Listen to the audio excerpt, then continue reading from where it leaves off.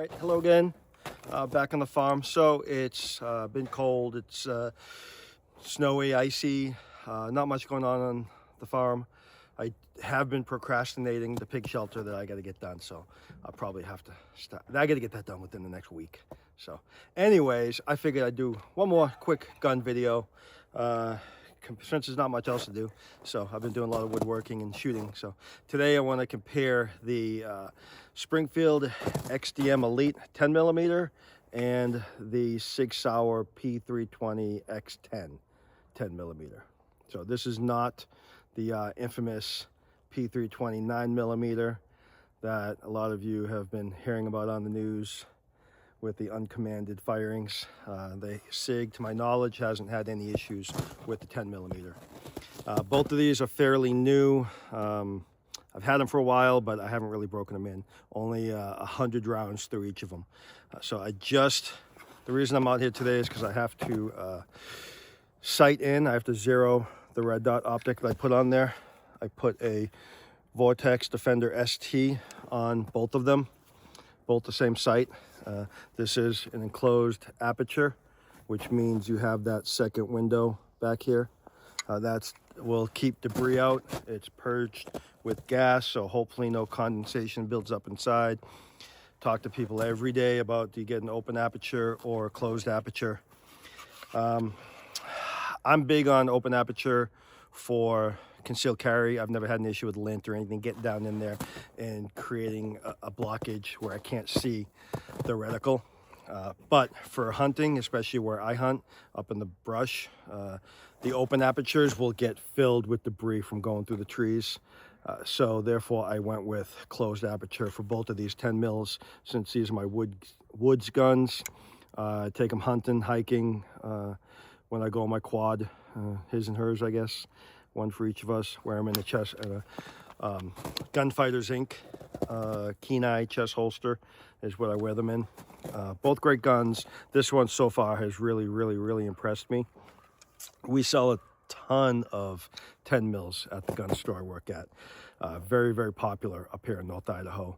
I'm thinking 10 mils becoming more popular all over the country. I'm not sure. But I know in North Idaho, very popular. We sell out constantly. This one's one of the most expensive ones you can get, and this one is the least expensive you can get. So far, in my experience, which I haven't shot all of the major brands, but the ones I have shot, this one, the least expensive one, seems to be the best. Very flat shooting, very little recoil. See how I feel about it again today. This one was still very good. This one is the 3.8-inch barrel compensated. Got my TRL-1 Streamlight on there that I've had for like 20 years. Still works, no problem. So we'll see how that. I just want to compare them both. I want to sight in the Vortex. These Vortex are their newest ones. I'm not doing an advertisement for Vortex, but this is their newest pistol red dot. Solar assist, still has a battery. They claim 25 years battery life. We'll see. I don't know if I'll wait that long before changing the batteries, but we'll see how long they last. Since they're woods guns, I just check the reticle, make sure they're working every time before I go out. They're not everyday carries. So I'm going to sight them both in to see how they feel and give you my opinion of each one of them, and also the red dot. First time I'm using any pistol red dot other than a Holosun. So I've always been a Holosun fanboy. We'll see how the Vortex do. So I did bring better targets today than my last video. I brought grid targets. Use these to zero. So if you just happen to stumble across my channel, it's just a channel that I do for fun, keep my friends and family updated on our homestead. So I'm not typically a gun YouTube channel, although I do enjoy guns. I work in the industry, have a lot of experience with guns. But yeah, so normally we do farming stuff, but I enjoy doing this too. So here we are. Today I'm going to be using, so I've already got loaded up some Armscore 10 mil. I got Winchester White Box 10 mil, and I got S&B 10 mil. All full metal jacket target ammo. I typically carry in the woods, I'll carry G9 Woodsman, also Underwood hard cast lead, So if you're going to carry 10 mil in the woods, you want solid copper or hard cast lead projectiles. In the city or town, you want hollow points, and never reverse it. Hollow points will not, because I always think of worst case scenario. So I guess you can strike that. It depends on where you live. Up here in North Idaho, we have large predators. We have black bear, brown bear, cougars, wolves. We have everything. Hollow point will take care of almost everything except for the bears. So if you were to have to defend yourself against a bear, you want penetration. That's what it's all about. A hollow point is not like some of you may have heard, where it goes through bulletproof vests and stuff like that. That's not true. A hollow point is meant to expand and dump all of its energy into the target and not over penetrate. That's the point of a hollow point. Is the whole thing is about not over penetrating. Hit the target and have the energy be dumped there. Now, with solid copper or hard cast lead, they're designed to penetrate anywhere from 3 to 4 feet. So they're made to go through and make big holes and hit the vital organs of, say, a brown bear, worst case scenario. You never want to swap that, because if you ever hit a two-legged target, if you have to defend yourself against a two-legged target and use hard cast lead or solid copper, you're going to go through that target and 5 more innocent bystanders behind them. And then, like I said, the hollow points won't penetrate the hide of a bear, so those are going to be no good. So hollow points in town, hard cast or solid copper in the woods. So I think, which one should we start off with? I'm going to start off with the Springfield, since I haven't shot that in a while. This is not going to be like my last video where I had the suppressor, so this is going to be very loud. So when adjusting any pistol optic, it's very similar to a rifle scope. You've got elevation windage on here. All optics will send you a little tool in the box. If you don't have it, a small screwdriver, flathead screwdriver, like something to fix eyeglasses with, will work as well. This is the tool that Vortex sends with the optics.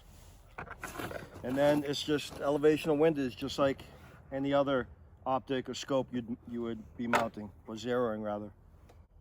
And just like a rifle, you just want to make sure you are completely steady. So that's why I'm using a bench rest.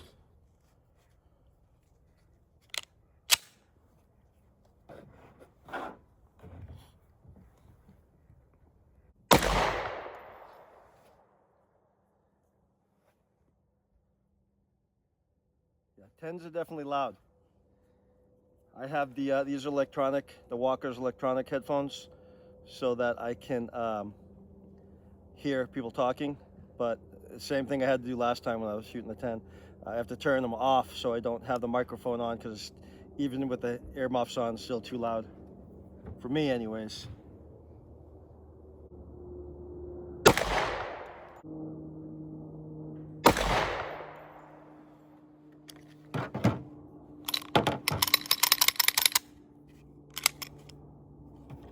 I'm gonna go down and check those 3, see how the grouping is, see how far off I am.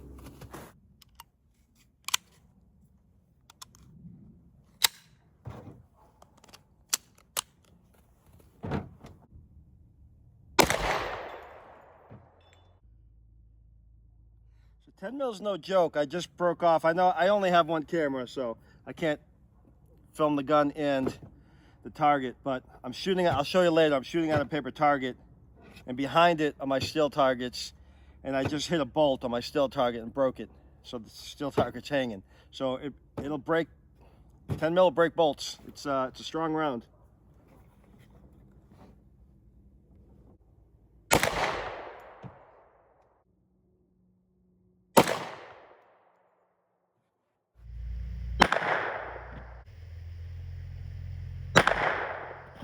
All right, not too bad. That's where I put the last 3, and so I'd be impressed with myself if I was 25 yards standing freehand, but I wasn't. I was on a bench rest, so you should have groups like that, especially with a bench rest. So nothing special. I'm not claiming to be anything special, but so I started way down here So allegedly they zero these for 25 yards at the factory. I've always been suspicious of that. So I had to start off coming over 2.5 inches and going up 5 inches. So I ended up right there.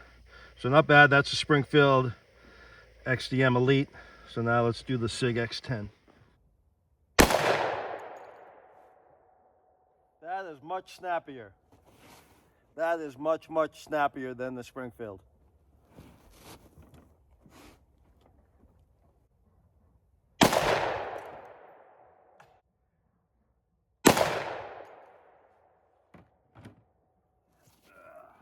That Sig is way snappier, and it's got the compensator on it, and it's still snappier than the Springfield. So one thing about the Sig, and I admit that I'm way off. So I was aiming at this one here, and I've got 3 there. So the grouping is good.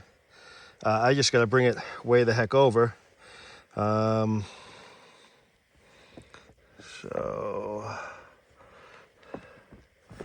So 4 inches over, and maybe 1.5 inches up. So 4 inches to the right, 1.5 inches up. That's one thing is I admit I bought the Sig because I loved how it felt in my hand. It's definitely got the best feeling grip. I like the Cerakote job on it. I like the grip on it. I've wanted that gun for a long time. Got it a while back. Haven't shot it too much. I like it. It's still a good gun. But for that price tag, those are going for like 1,100, 11 something, compared to $579 for the Springfield. So when you go into a gun store and you feel different things, I hear so many people, I have so many customers tell me they pick up that Springfield, they just don't like it. And they pick up the Sig and they fall in love with it. You got to go out and shoot them, because it's not even close in my opinion. Again, I like the Sig, I'm going to keep it, but it's not even close. The Springfield is way smoother shooting, way less recoil, much less snappy. It's just a flatter shooting gun, you know, for half the price. So.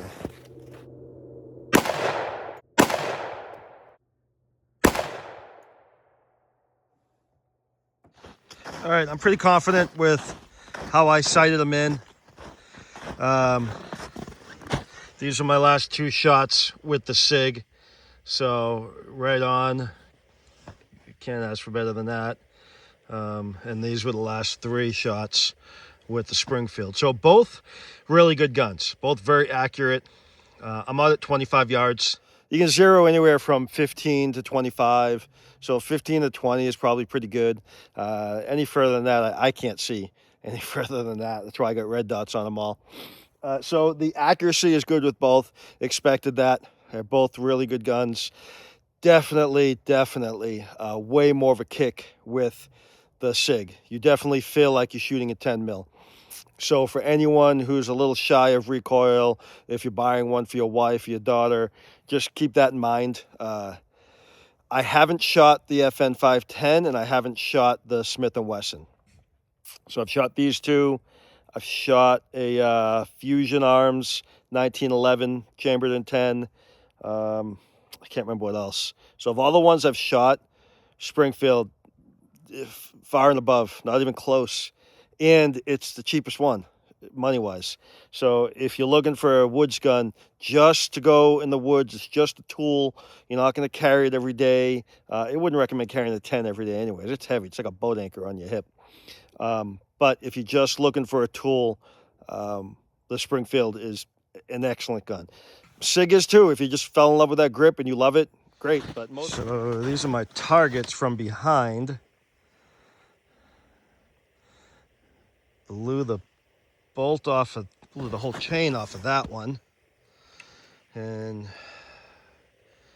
just cut the wire on that one.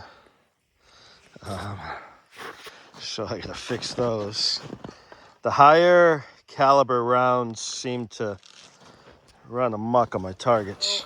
Like I said, both good guns. When you grab a Sig, when you go to the gun store and you grab a Sig, and you feel that the way they were able to design to funnel up and closer in at the top, it just feels so good in your hand. It's really an amazing feeling gun. Again, this is a 3.8-inch barrel. It does have a compensator, so an expansion chamber in there. Still got a lot of kick out of it. Still definitely feel like you're shooting a 10 millimeter. This one, yeah, kind of feels like you're shooting a 9.5. It's definitely flat shooting. It's definitely a nice, pleasant shooting 10 millimeter. I recommend both of them. If you like the Sig, great. But if you're just looking for the cheapest thing so you can safely go out in the woods, if you live in one of the northern states, if you live in Idaho, you're looking for bear protection, this is a great gun.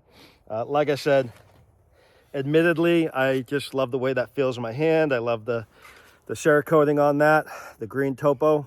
The red dots are really good. First time using a Vortex red dot.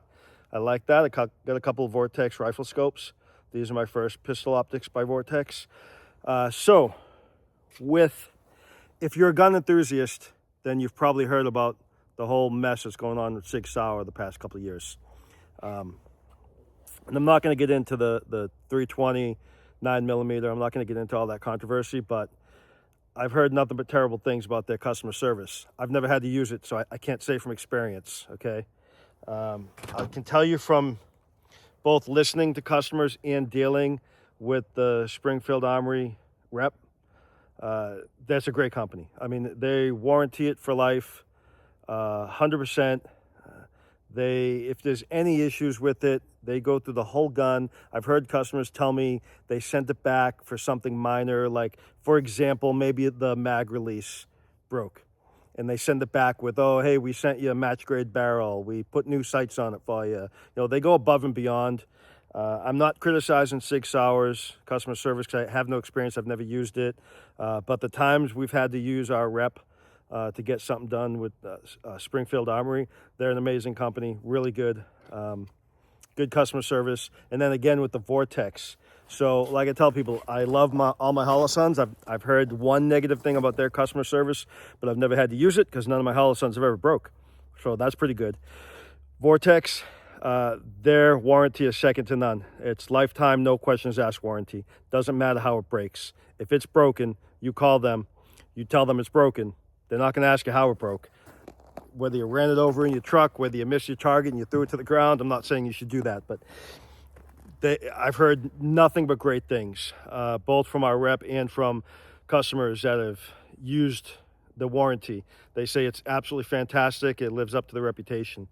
So that's another good thing about Vortex and Springfield. So what it comes down to is which do you like holding, you know? So I still like this one. I do. I love it, but I like shooting this one. So let's shoot them both and have some fun.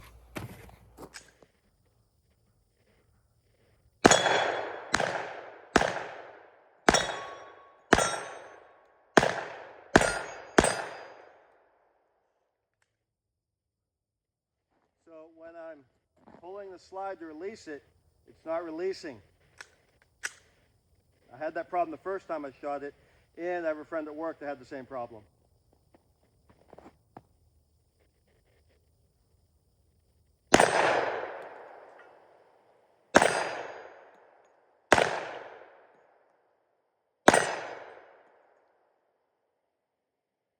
Jam.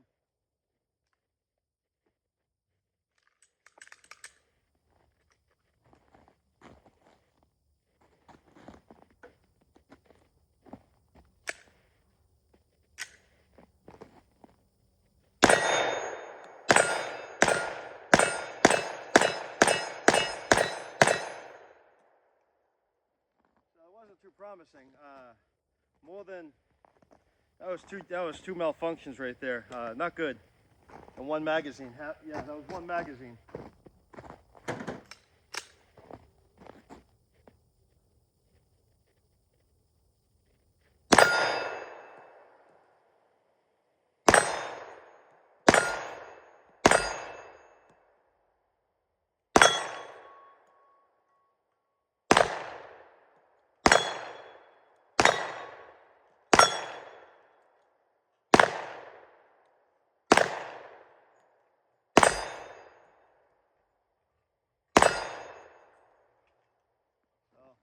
No malfunctions. I don't know, maybe I won't be keeping that Sig. We'll see. If it, I'll break it in. After today, I'll have, let's see, 15, 30. So I just put 60 rounds through it. So I've got you know, less than 200 rounds through it. So we'll see. I'll get 500 rounds through it at least, maybe 1,000, and see how it goes from there. Another jam feeding it.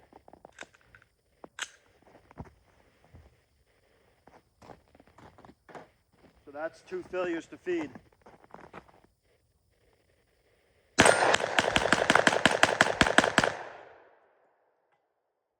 no malfunctions there.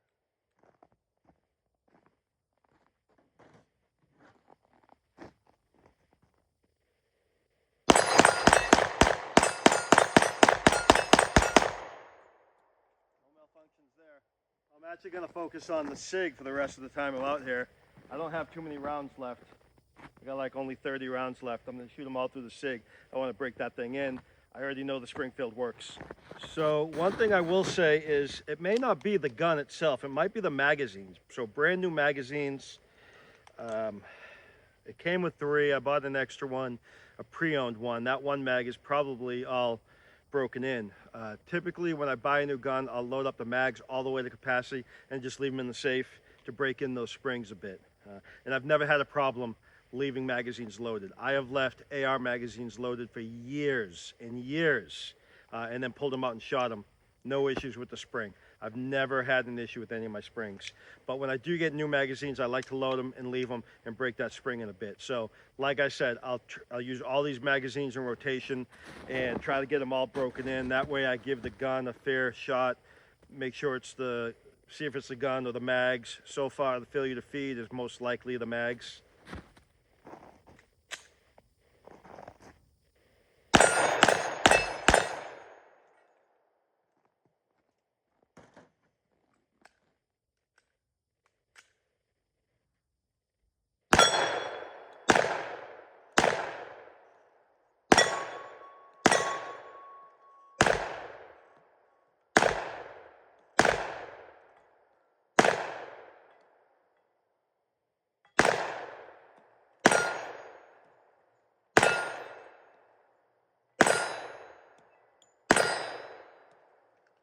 Good one.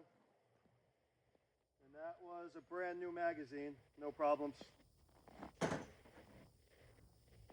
This is the pre-owned one, I believe. Yeah, this is definitely the pre-owned one. So this will be good because this one's got some wear marks on it. This one has definitely been used. So let's see how this one does. Shouldn't have any issues. If it does, then I'm starting to worry about the gun.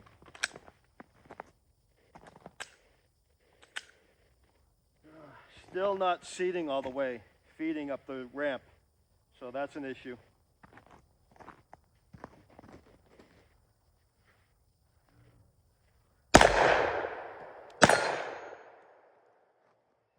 Malfunction.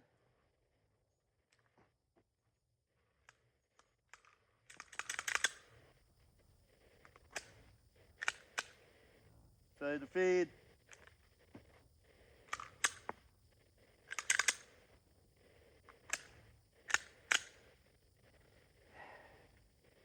That one's seated, but I could feel that it had trouble as it was going forward.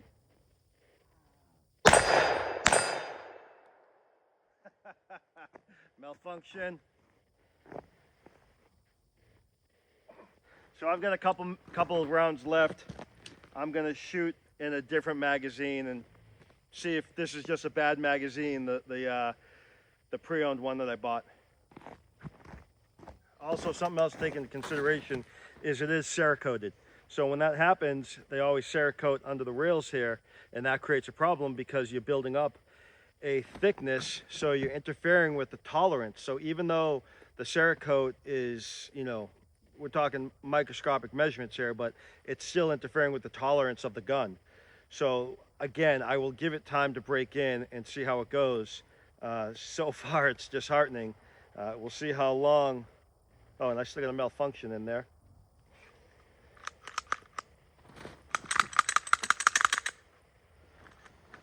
We'll see how long it takes to break it in.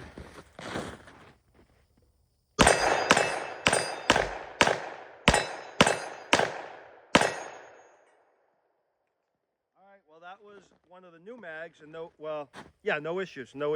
There's been so many jams, I can't remember. Yeah, no issues with the new mag. So that means I got to buy more 10 mil ammo and test all the mags again and see if it's just a bad mag, that used one that I got. So maybe that'll teach me for buying used magazines. So if you were in the market to run out tomorrow to buy a 10 mil, then I highly recommend the Springfield. Jury's still out on this one, but there's a million YouTube videos you can watch about 10 mils, and someone's going to tell you that this runs perfectly flawless, no problems whatsoever. Again, it could be the Cerakote, could be the magazine, could be a few different things. I still love how it feels and how it looks, so I'll give it a second chance, but if I get to bet my life on one, I'm taking this one. So this one has yet to have a failure.